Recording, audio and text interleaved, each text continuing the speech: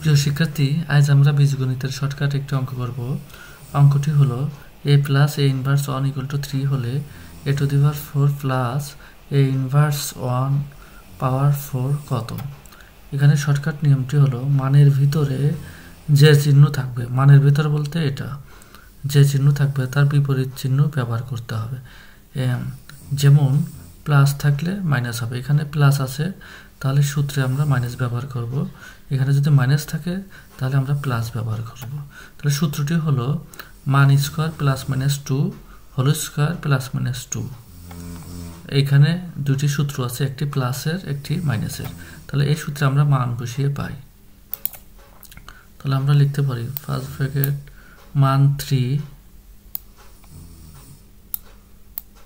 Square, plus থাকলে আমরা minus লিখব, মাইনাস সূত্রে 2 স্কোয়ার, ভিতরে মাইনাস হলে বাইরে মাইনাস হবে, minus 2 equal 3 3 9 minus 2 square minus 2।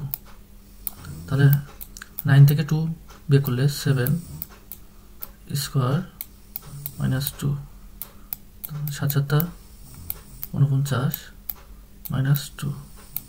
আমাদের রেজাল্ট আছে 47। সঠিক উত্তরটি হলো খ। ভালো থাকবে, ধন্যবাদ।